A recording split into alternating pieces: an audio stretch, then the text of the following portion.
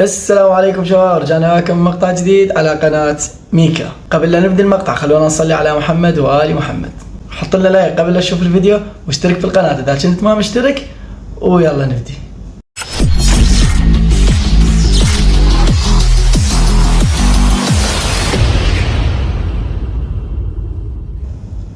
مقطع اليوم يحكي عن سبب تسمية محافظات العراق بهذا الاسم، وأيضا ما معنى الأمثال العراقية. أول منطقة نبدي بيها منطقة الفضل.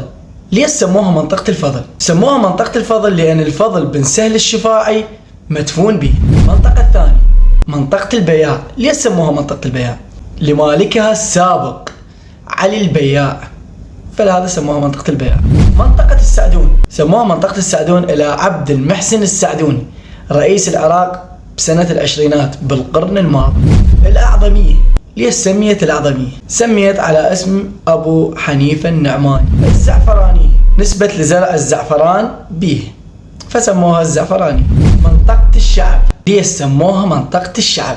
لأن كانت أول منطقة تجمع الطوائف والديانات العراقية. الدورة منطقة الحبيبة. سموها الدورة لأن يدور فيها نهر دجلة من 3 جهات. منطقة بوب الشام. سموها منطقة بوب الشام إلى أحد أبواب مدينة المنصور المدورة الذي يسمى باب الشام، فلهذا سموها بوب الشام. منطقة الوزيرية. ليش سموها منطقة الوزيرية؟ هي منطقة كبيرة زراعية كانوا يسكنون بها المماليك في بغداد في القرن ال19، كانوا يلقبوها بالوزراء، فلهذا سميت الوزيرية. منطقة العامرية. ليش سموها منطقة العامرية؟ لأن كانت بالقرن ال16 مملوكة لعشيرة البني عامر، فلهذا سموها العامرية. منطقة المنصور. منطقة المنصور كانت قبل بالخمسينات كانت لمسابقة الخيل، وبعدين تحولت منطقة سكنية راقية تكثر بها السفارات الأجنبية.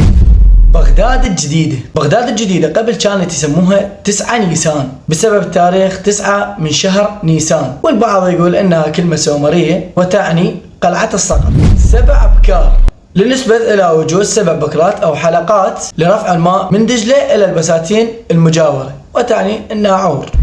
الجادرية نسبة لعائلة الجادرية البغدادية، كانت تبني تجارة في بني حلب والموصل، وبنيت اول منزل فيها فسميت باسمها. الشالشي تنسب لمالكيها القدماء أول شالشي موسى من أسر التجار في بغداد. الحارثية نسبت إلى تلال الأتربة وهي بقايا القرية العباسية تدعى الحارثية. الصدرية نسبت إلى مدفن الشيخ صدر الدين إبراهيم حموي الشفاعي الزاهد المتوفي عام 722 هجري.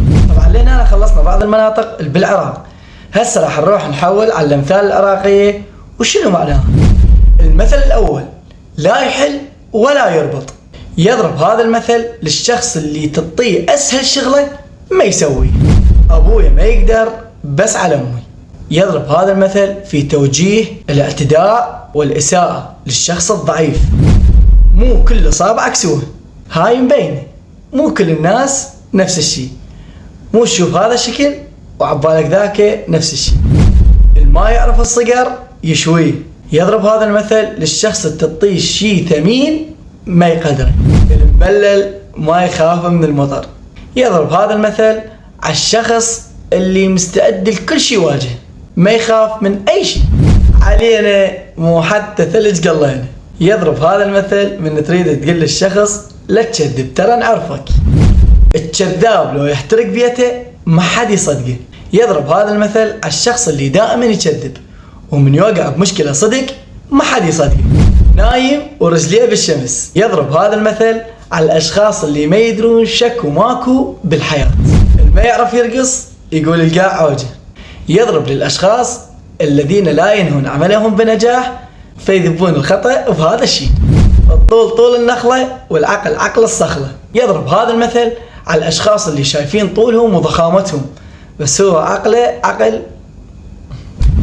تيتي تيتي مثل ما رحتي اجيتي. يضرب هذا المثل على الأشخاص اللي راحوا يحلون شيء ورجعوا بدون فائدة أو إنجاز. عصفور كفل زرزور واثنينهم طيارة. هذا المثل يضرب على الحرامية.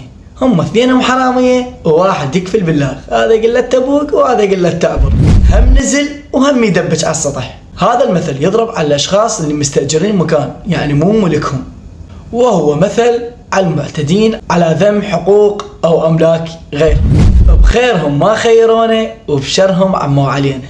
هذا المثل يضرب على الأشخاص من يوقعون بمشكلة يجوك، بس من يكونون بخير ما يراسلوك ولا يجوك أصلا، بالوجه مراية وبالقفة سلاية. يستخدم هذا المثل على الأشخاص اللي قدامك بس هم بس وراك يطلعوك من طيب الكلب. حمد شابع فشك وحمود شابع صيت. هذا المثل بقصة قصيرة. يوم من الأيام دخلوا اللصوص أو المعتدين أو قطاع الطرق إلى أحد المدن، فوقفوا بوجههم من هو حمد، رد عليهم ورمى عليهم، أطلق عليهم النار وهربهم من المدينة، بينما كان حمود نايم اللي هو أخوه الأكبر منه. فقعد الصبح ولقى الناس تحمد بحمود وتذم بحمد.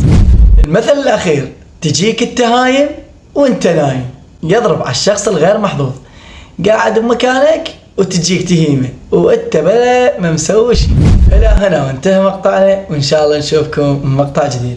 وصلوا لنا هذا المقطع الأكبر عدد من اللايكات إذا تقدرون، واشتركوا بالقناة إذا كنتم مشتركين، وثيمان الله.